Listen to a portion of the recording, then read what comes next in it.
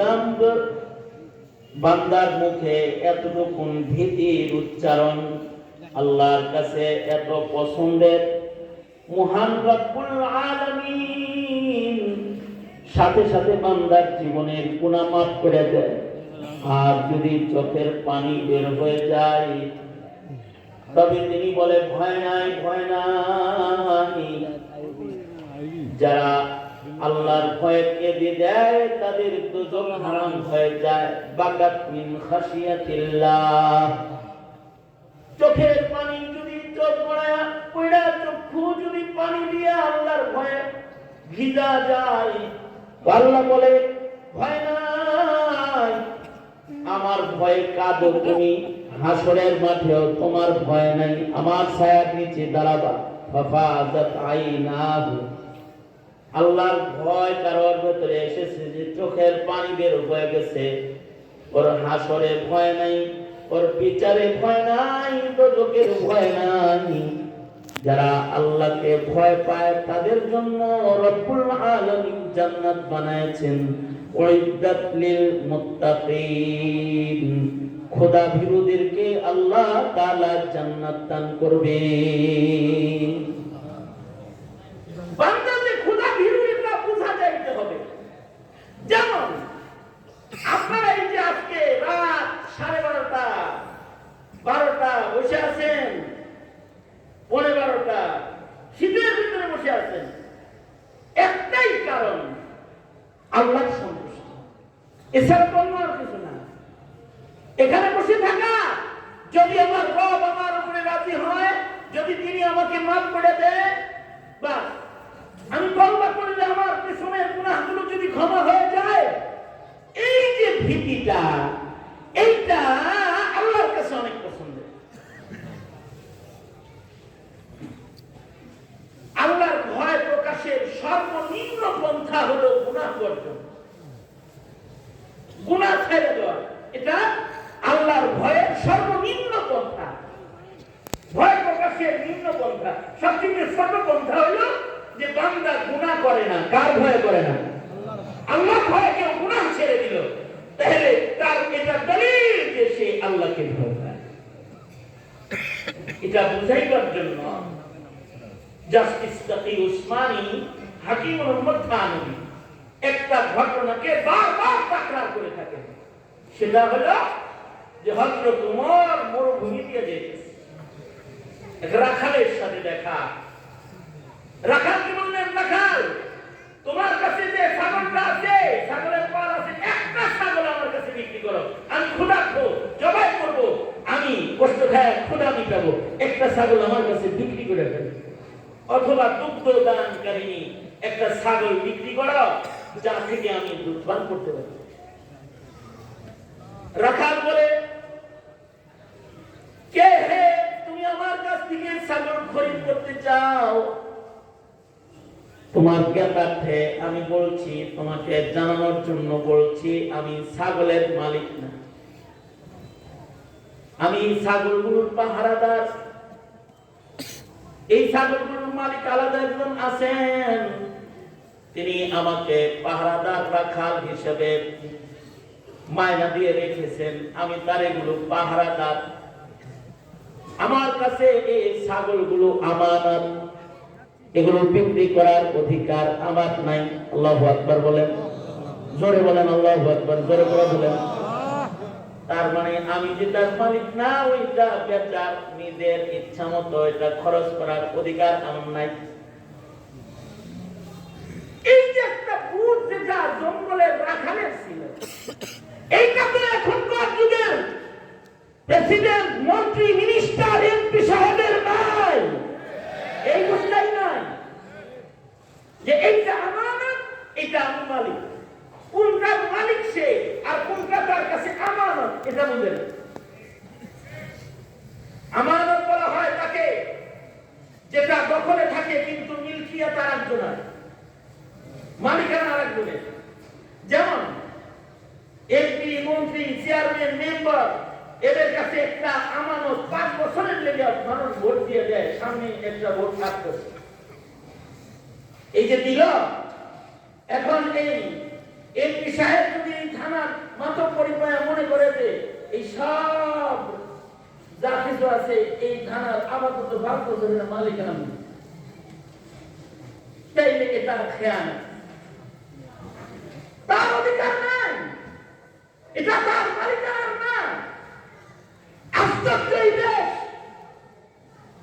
কেউ মনে করে এদেশের মালিক আমি, আমার বাবা এদেশ স্বাধীন করেছে, কেউ বলে এদেশের মালিক আমি, আমার বাবার ঘোষণায় এই দেশ স্বাধীন হয়েছে, কেউ বলে না এদেশের মালিক আমি, আমরা এই দেশ স্বাধীন করেছি। না, এদেশের মালিক আপনারা কেউ না, এই দেশের মালিক হলো 21 কোটি জনতা, এদেশের মালিক।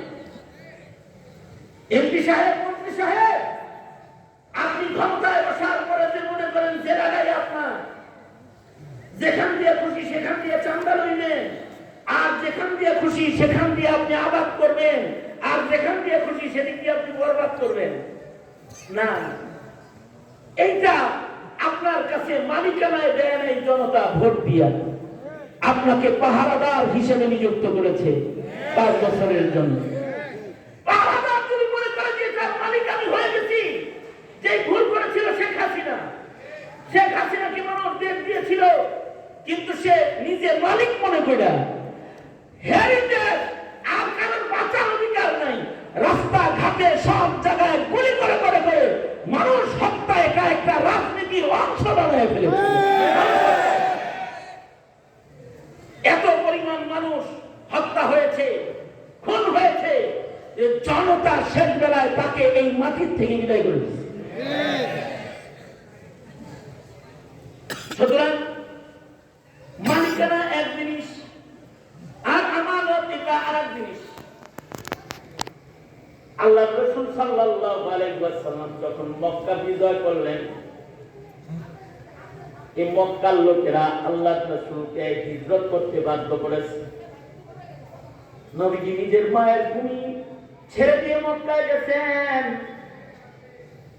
এবার মক্কা বিজয় হয়েছে, মক্কায় কালিমার পতাকা উড়েছে। সরওয়ারে দু আলম মুহাম্মদুর রাসূলুল্লাহ সাল্লাল্লাহু আলাইহি ওয়াসাল্লাম মক্কা মুকাররমাতে ফতেহ মক্কার পরে যখন নামাজ আদায় করতেছেন, আসরের নামাজ, আল্লাহর নবী আসরের নামাজ 2 রাকাত ইমামতি করলেন। মুসাফিরের জন্য আসর, যোহর, এশা কয় রাকাত? মুসাফিরের জন্য তো 4 রাকাত 2 রাকাত আসর করবে। আল্লাহর রাসূল এবার আসরের নামাজ করতেছেন।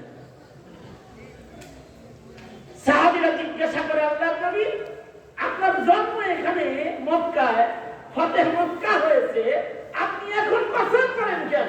আপনি তো 4 রাকাত করবেন, জন্মভূমি আপনার। নবীজি বললেন 2টা কথা।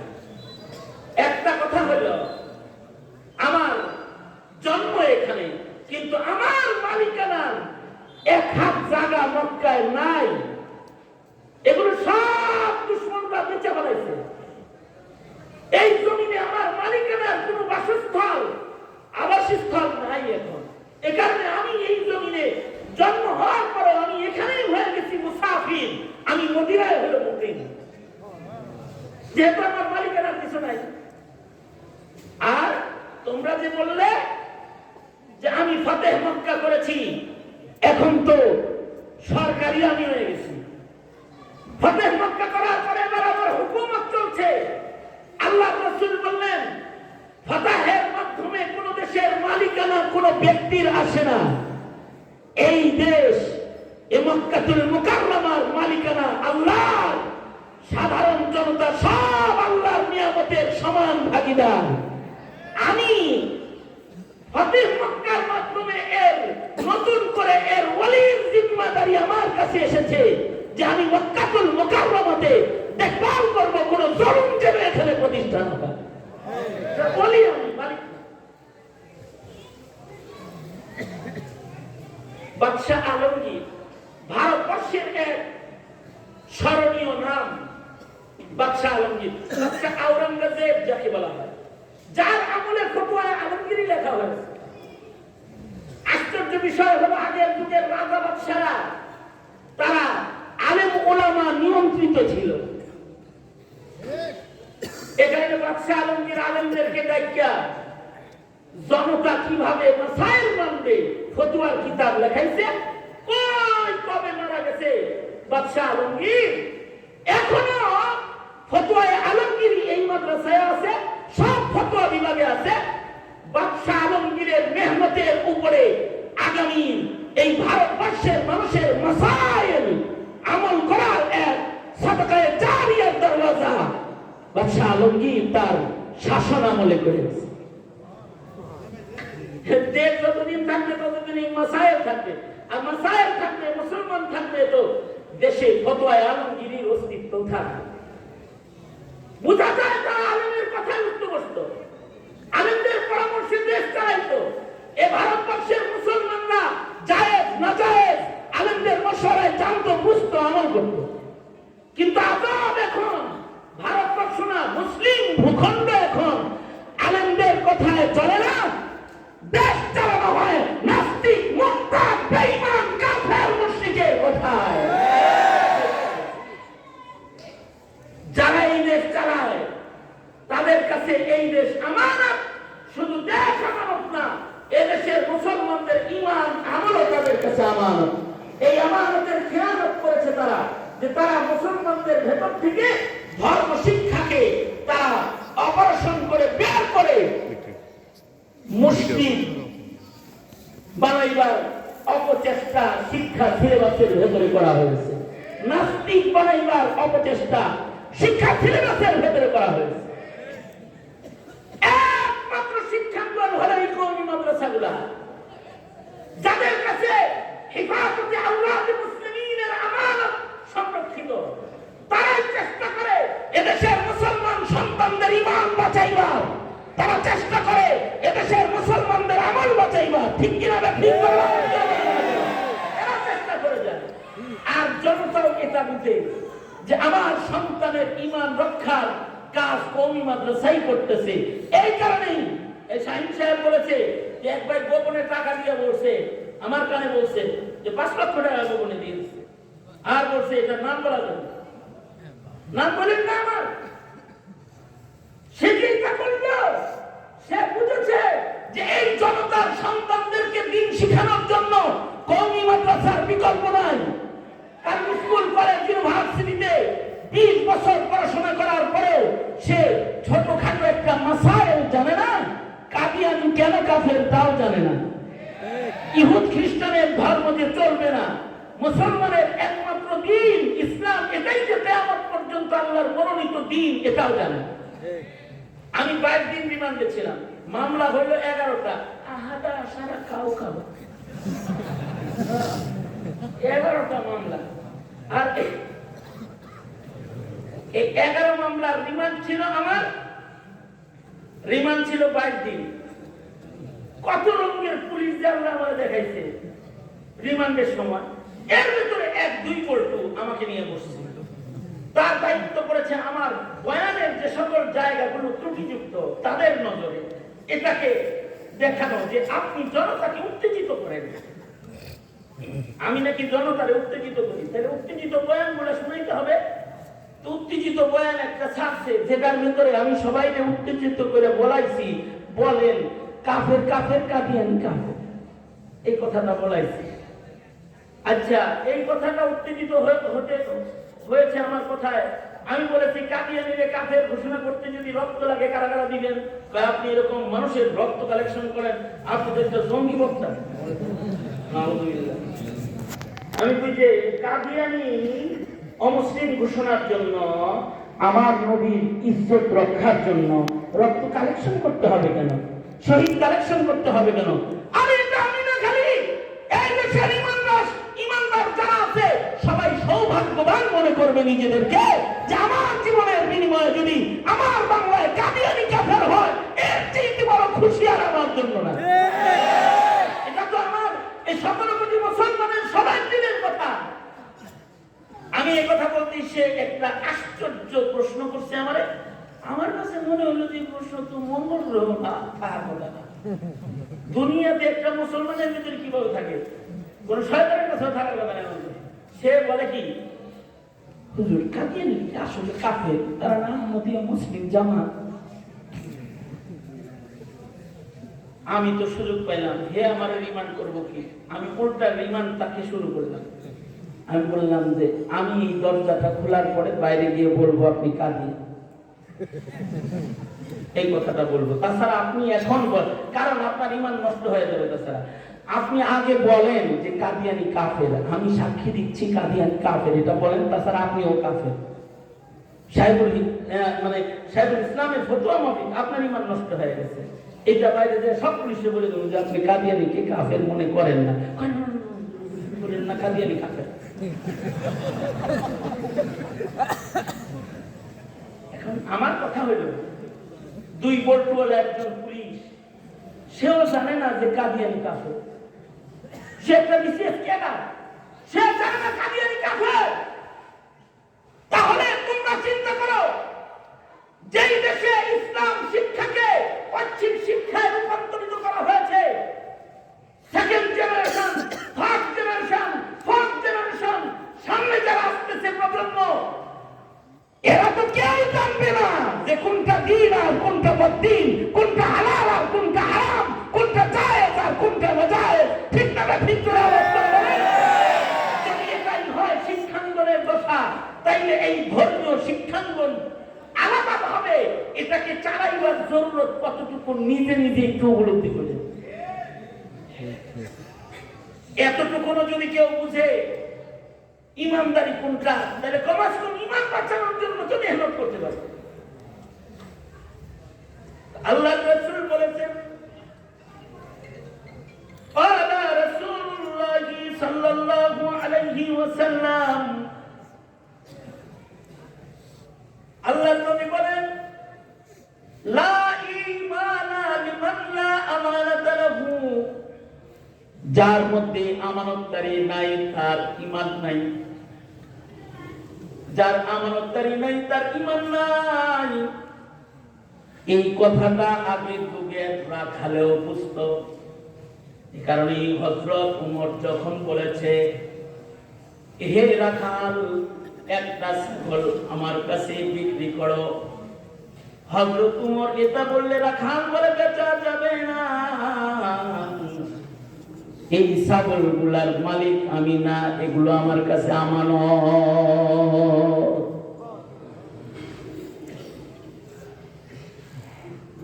হযরত ওমর তার তাকওয়া পরীক্ষা করার জন্য তাকে বললেন, অসুবিধা নাই, এখানে তো তুমি আর আমি আর কেউ নাই, গোপনে একটা ছাগল বিক্রি করলে তোমার পকেটে কিছু টাকার মালিক হবা তুমি, আর আমার খাদ্যের ইন্তজাম হয়ে যাবে। তোমার মনিব যদি বলে একটা ছাগল কোথায়, তুমি বলবে একটা ছাগল বাঘে খেয়ে ফেলেছে। জঙ্গলে এসে তোমার মালিক কি আর তদন্ত করবে নাকি কোন বাঘে খাইছে?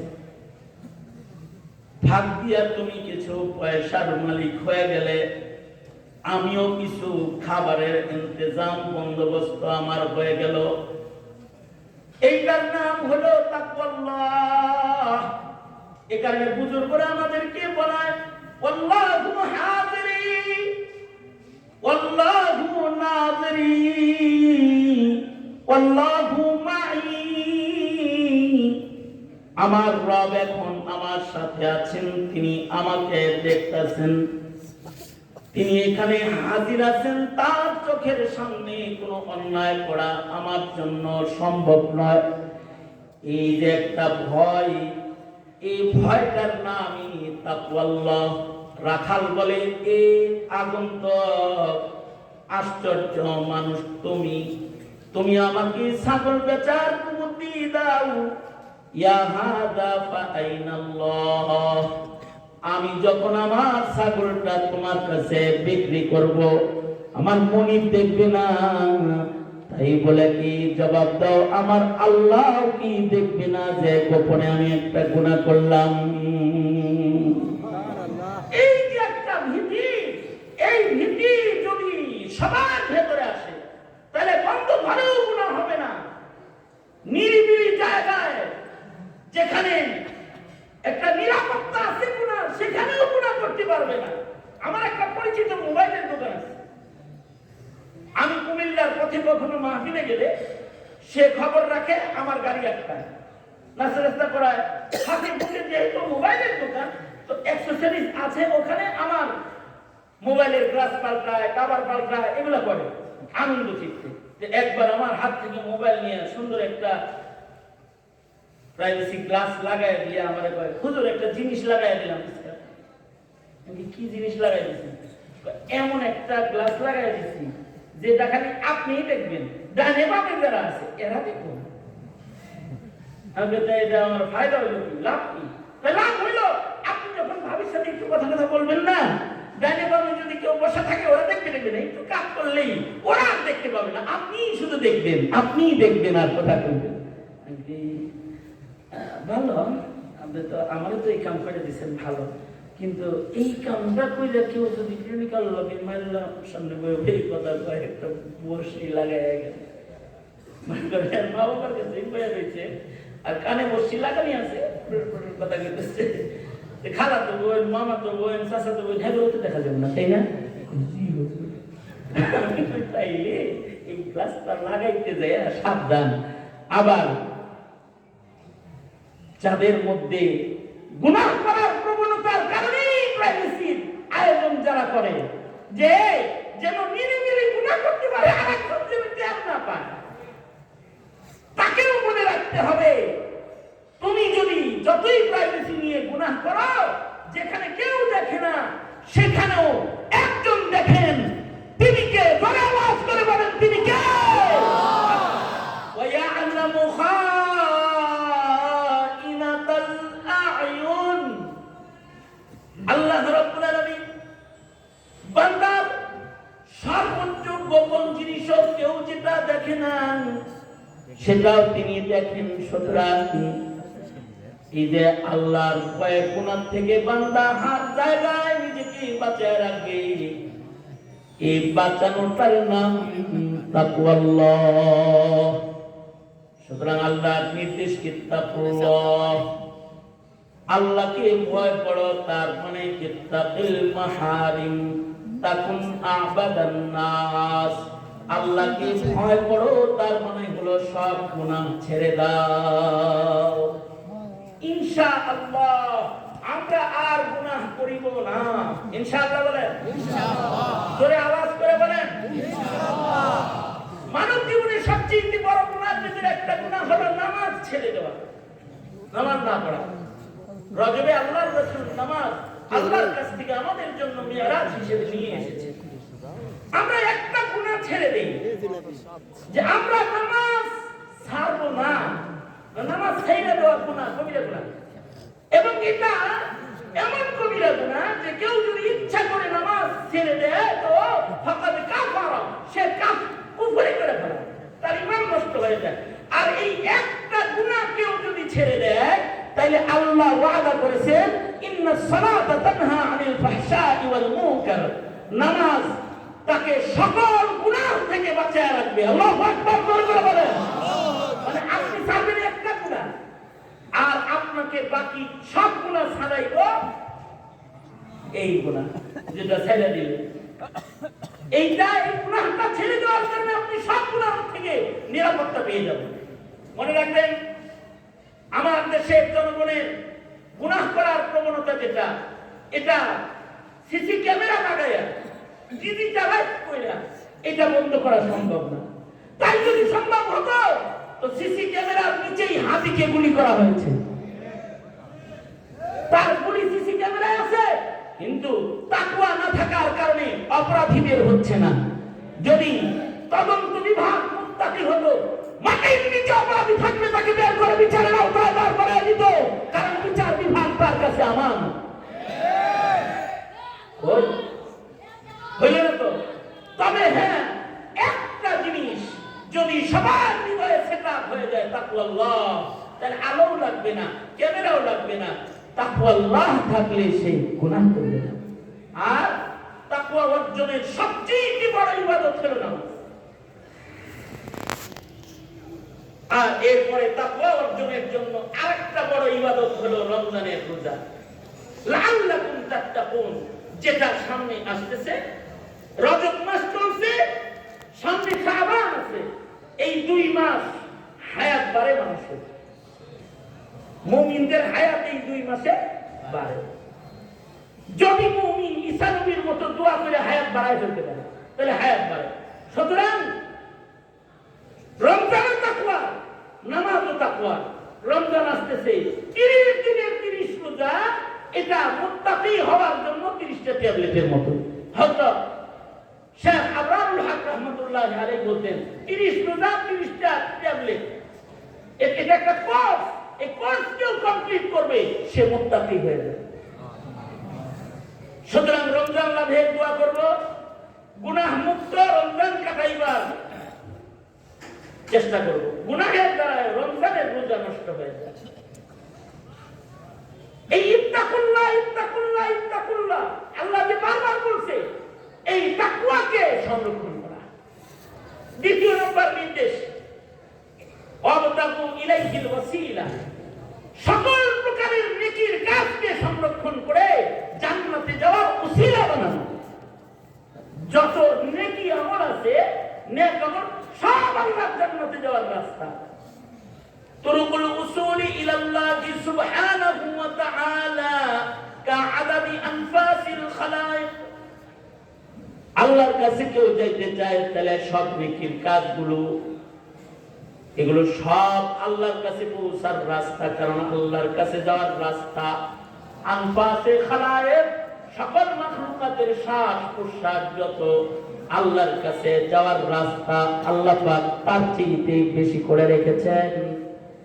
বান্দা ছোট ছোট নেকির কাজ করলেও মহান রব্বুল আলামিন ছোট নেকির কাজ বাহানা করে বান্দার জীবনের গুনাহ মাফ করে। এ কারণে বুখারী শরীফ প্রমাণ করেছে, কুকুরকে পানি পান করানোর একটা নেকির কাজ করার কারণেও জেনাকার মহিলার জেনার গুনাহ মাফ হয়ে গেছে, সে জান্নাত পেয়ে গেছে। একেবারে সর্বনিম্ন নেকির কাজ, এটাকেও না ছাড়া লা তাহতিরান্না মিনাল মা'রুফি শাইআ। আর সফলতা অর্জনের শ্রেষ্ঠ একটা পথ হলো জিহাদ ফি সাবিলিল্লাহ, আল্লাহর রাহে জীবন দান করা। কেউ যদি দেশের জন্য, স্বাধীনতার জন্য, যদি সত্যের জন্য, ইনসাফ প্রতিষ্ঠার জন্য কেউ যদি হাদি, আবু সাঈদ, মুগ্ধদের মতো জীবন দিয়ে দেয়, ওরা শহীদ হয়ে যায়। কেউ যদি দেশের স্বাধীনতা রক্ষার জন্য জীবন দেয়, মুক্তিযোদ্ধারা শহীদ হয়ে যায়। কেউ যদি ইসলামের মূল্যায়নের কথা বলতে গিয়ে মরে যায়, শহীদ হয়ে যায়। কেউ যদি জালিমের জুলুমের প্রতিবাদ করতে গিয়ে মরে যায়, শহীদ হয়ে যায়। যারা আল্লাহর রাহে শহীদ হয়ে যায়, এরা সফল কাফেলা, বিনা হিসাব আল্লাহর জান্নাত। মুসলমানের আওলাদ হইলে সকলকে এইটা দিলে রাখতে হয় যে কাফের বেদিনের সাথে আপোষ করে 1000 বছর বেঁচে থাকার দরকার নাই। সিংহের মতো একদিন বাঁচবো, মরি তো মরি, শহীদ হয়ে মরবো, নাস্তিক মোর্তাদের পিছে চলে আমরা মরবো না। এটা সবার হৃদয়ে বসায় রাখতে হবে। শিয়ালের মতো তুমি 1000 বছর বেঁচে না থেকে সিংহের মতো বেঁচে থাকো একদিন। ওপারের ডাকে সারা দিও, অমর হয়ে তুমি রবে চিরদিন, অমর হয়ে তুমি রবে চিরদিন।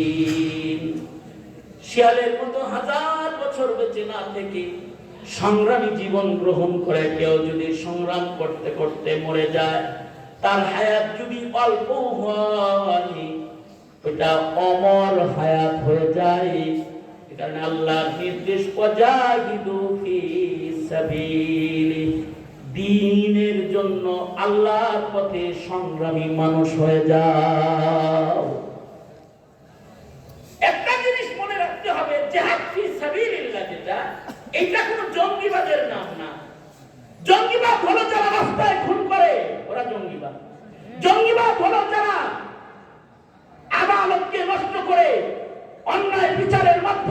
দাবি করে। জঙ্গিবাদ হলো তারা যারা মুসলমানের দেশে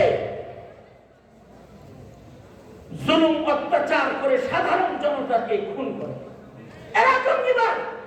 ইসলামের কথা যারা বলে তারা জঙ্গিবাদ নয়। যারা দেশের জন্য ধর্মের জন্য জীবন বিলায় তারা জঙ্গিবাদ নয়, বরঞ্চ তারা জঙ্গিবাদকে মূল উঠায় ফেলার সংগ্রামে তারা ব্যস্ত করেছে নিজেদের। জিহাদ কোন জঙ্গিবাদের নাম? জিহাদ তো ইবাদত। নামাজ যেমন ইবাদত, জিহাদ ফি সাবিলিল্লাহ। সময় এসে গেলে ইবাদত, প্রস্তুতি না থাকলে সে মুনাফিক হয়ে কবরে চলে যাবে। প্রস্তুতি না থাকলে, এজন্য আল্লাহর রাহে জীবন দেওয়ার প্রস্তুতি রাখার নাম ঈমান। আর যারা জিহাদকে ভয় পায় ওরাই মুনাফিক। খোদার রাহে জীবন দিব, প্রয়োজন পড়লে মরবো, এই তৈয়ারি থাকবে। এমনকি দোয়া করতে হবে, আল্লাহুম্মা রযুকনি শাহাদাতান ফি সাবিল। এটা দোয়া হবে। ইনশাআল্লাহ শাহাদাতের তৈয়ারি রাখবো, ইনশাআল্লাহ ইনশাআল্লাহ। তাহলে তিনটা ওয়াদা, সোজা করেন। এক নাম্বার, গুনাহ করব না। সবচেয়ে বড় গুনাহ নামাজ ছেড়ে দেওয়া, নামাজ ছাড়বো না। বলেন ইয়া আল্লাহ, ওয়াদা করিতেছি জীবনে আর কোনদিন ইচ্ছাকৃত নামাজ কাজা করব না। চিল্লায় আওয়াজ করে বলেন ইনশাআল্লাহ। বলেন ইয়া আল্লাহ, আর গুনাহ করব না। ইয়া আল্লাহ, নেকির কাজ ছাড়বো না। ইনশাআল্লাহ বলেন করে করে। ইয়া আল্লাহ, দ্বীনের জন্য বাঁচবো, দ্বীনের জন্য মরবো, জীবন দেব, অন্যায় প্রতিষ্ঠা পেতে দেব না। ইনশাআল্লাহ। চিল্লায় বলেন ইনশাআল্লাহ। ওলামায়ে দ্বীনের সাথে থাকবো, নাস্তিক মুরতাদ থেকে নিজেকে বাঁচায় রাখবো। ইনশাআল্লাহ।